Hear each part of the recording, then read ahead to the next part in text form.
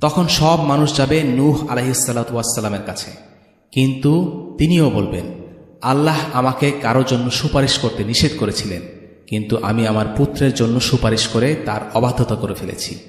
অর্থাৎ নূহ আলাইহিসসালাম নিজেকে নিয়ে দুশ্চিন্তায় থাকবেন। তিনিও বলতে থাকবেন, ইয়া নাফসি ইয়া নাফসি। এরপর তারা যাবে ইব্রাহিম আলাইহিসসালাতু ওয়াসসালামের কাছে। তারা তাকে অনুরোধ করবে যেন তিনি তাদের হয়ে আল্লাহর কাছে অনুরোধ করেন, বিচার দিবসের ফয়সালা শুরু করেন। কিন্তু ইব্রাহিম আলাইহিসসালাম বলবেন, আমি 3 বার মিথ্যা বলেছি। যদিও প্রকৃতপক্ষে তিনি মিথ্যা বলেননি, কিন্তু তারপরেও দুশ্চিন্তায় ছিলেন। প্রথম মিথ্যেটি হল, সেই রাতে যেদিন ইব্রাহিম আলাইহিসসালামের জাতি উৎসব উদযাপনে বেরিয়েছিল, কিন্তু ইব্রাহিম আলাইহিসসালাম তাদের সাথে যেতে চাননি। তাই অজুহাত হিসেবে বলেছিলেন, আমি অসুস্থ। তারা ভাবল ইব্রাহিম আলাইহিসসালাম শারীরিকভাবে অসুস্থ, কিন্তু ইব্রাহিম আলাইহিসসালাম বোঝাতে চেয়েছিলেন তিনি তাদের অর্থহীন শিরকি কার্যকলাপে মানসিকভাবে অসুস্থ বোধ করছিলেন।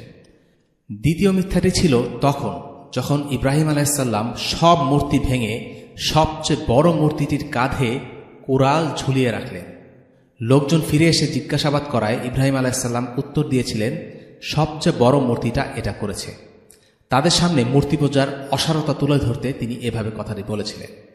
আর সর্বশেষটি ছিল যখন তিনি তার স্ত্রীকে রাজার হাত থেকে বাঁচানোর জন্য বোন হিসেবে পরিচয় দিয়েছিলেন। বোন বলতে তিনি দ্বীনের বোন হিসেবে বুঝিয়েছেন।